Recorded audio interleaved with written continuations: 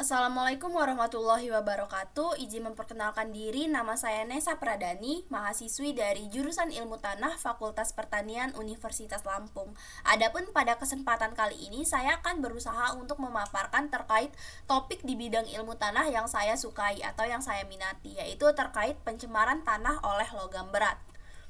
Lalu kenapa saya memilih topik ini sebagai bahasan yang saya bahas kali ini? Karena yang pertama, terjadi peningkatan penduduk dan kebutuhan lahan pertanian untuk keberlanjutan pangan. Lalu yang kedua, terdapat banyak lahan pertanian yang terkena cemaran, salah satunya adalah oleh logam berat.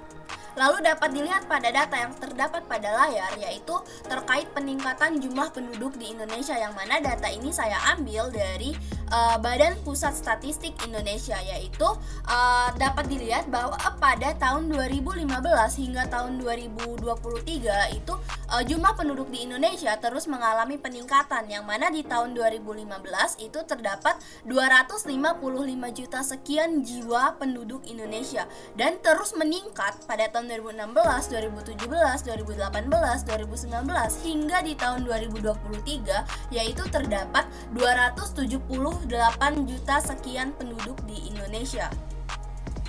Lalu selanjutnya, ini juga merupakan data yang saya ambil dari Badan Pusat Statistik Indonesia terkait banyaknya desa atau kelurahan di Indonesia yang tanahnya tercemar, salah satunya oleh logam berat. Memang pada data tersebut tidak disebutkan secara terperinci sekiranya bahan atau polutan apa yang mencemari tanah itu. Namun dapat diduga bahwa yang salah satunya adalah logam berat. Mengapa? Karena seperti yang kita ketahui, seiring dengan perkembangan zaman, pabrik-pabrik atau industri atau aktivitas industri itu juga meningkat. Yang mana di tahun 2014 itu terdapat 1.301 desa atau kelurahan di Indonesia yang tanahnya tercemar. Lalu di tahun 2018 itu terdapat peningkatan, yaitu 2.200 desa atau kelurahan di Indonesia yang tanahnya tercemar. Dan data terakhir yang diperoleh itu di tahun 2021, yaitu terdapat penurunan sekitar menjadi 1.499 desa atau kelurahan di Indonesia yang tanahnya tercemar.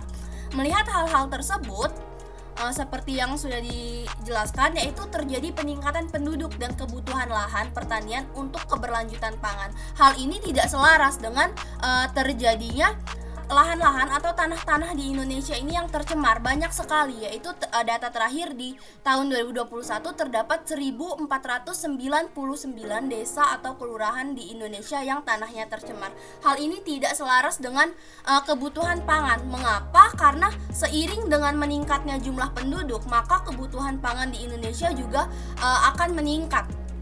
Yang mana hal ini nantinya mau tidak mau dan tidak dapat kita elak jika terus-terusan terjadi pencemaran dan tidak dilakukan daya upaya, maka dapat terjadi krisis pangan seperti itu.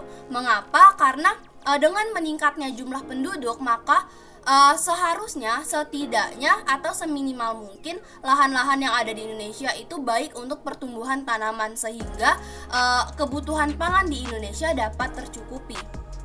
Dan tidak dapat dielak bahwa sekarang itu krisis pangan merupakan faktor pembatas di sebuah negara, baik negara miskin, negara berkembang, bahkan negara maju. Lalu selanjutnya adalah limbah pertanian tidak didaya gunakan seoptimal mungkin untuk keberlanjutan ekosistem. Yang mana di sini saya lebih memfokuskan kepada kelapa sawit, yaitu terkait limbahnya tentang tandan kosong kelapa sawit, yang mana limbah tandan kosong kelapa sawit ini merupakan limbah terbesar dalam pengelolaan tandan buah segar kelapa sawit. Dikatakan demikian karena dalam pengelolaan 1 ton tandan buah segar kelapa sawit ini akan dapat menghasilkan limbah tandan kosong kelapa sawit sebanyak 23% atau 230 kg. Hal ini tentu saja akan menimbulkan dampak yang merugikan, yaitu terdapat permasalahan berupa mengurangnya produktivitas dari industri sawit itu sendiri. Lalu selanjutnya tentu saja terkait masalah-masalah yang sudah disebutkan sebelumnya, maka diperlukan upaya perbaikan tanah menggunakan limbah-limbah pertanian yang tidak didaya gunakan seoptimal mungkin itu dapat didayagunakan demi keberlanjutan ekosistem.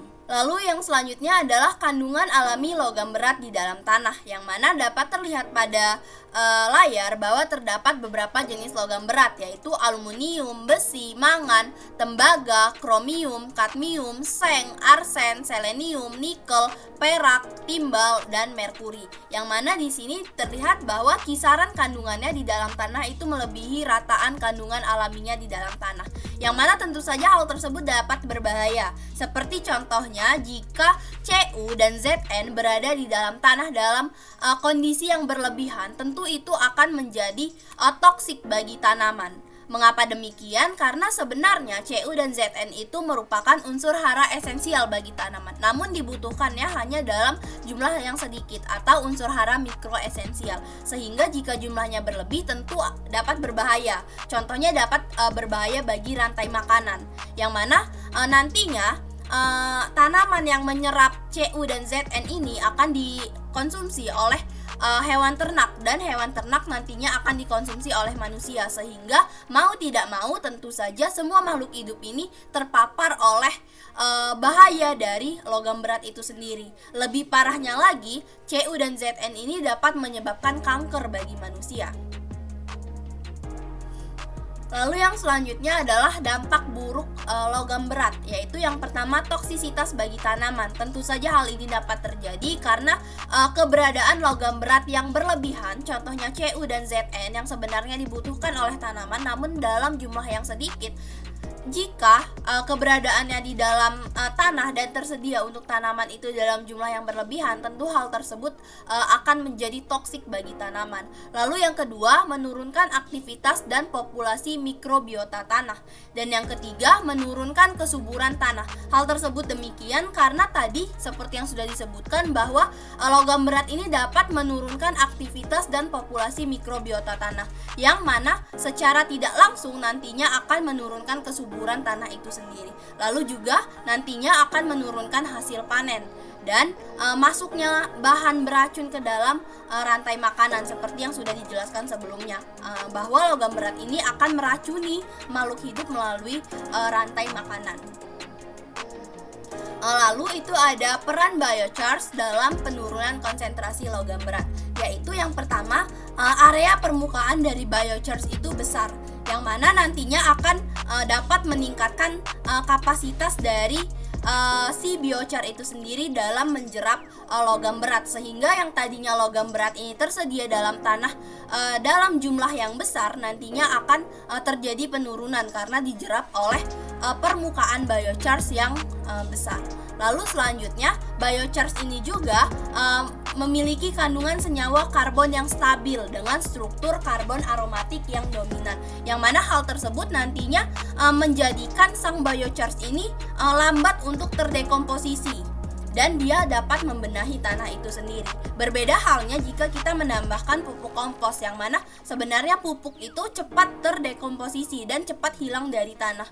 Lalu yang terakhir, terdapat mekanisme penyerapan logam berat oleh biochars, yang mana terdapat 4 mekanisme. Yang pertama itu pertukaran ion dan adsorpsi fungsi kationik, yang mana hal ini merupakan hal penting dalam penurunan aktivitas logam berat, yang mana semakin besar jumlah pertukaran kation, maka semakin kuat pula retensi dari logam berat itu sendiri, sehingga logam berat ini tidak tersedia di dalam tanah dan tidak dapat diserap oleh tanaman. Lalu yang kedua ada kopresipitasi, yang mana biochars secara aktif nantinya dapat mengurangi aktivitas logam berat melalui adsorpsi dan pelarutan pengendapan mineral dari penyusunnya.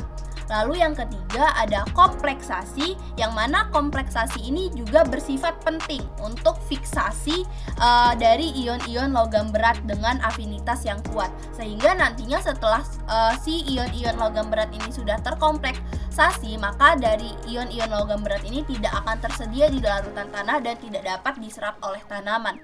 Lalu yang terakhir ada penyerapan elektrostatik, yang mana luas permukaan yang lebih besar dan energi permukaan yang lebih tinggi nantinya akan membantu biochars ini dalam menyerap logam berat dengan kuat dan menghilangkannya dari tanah.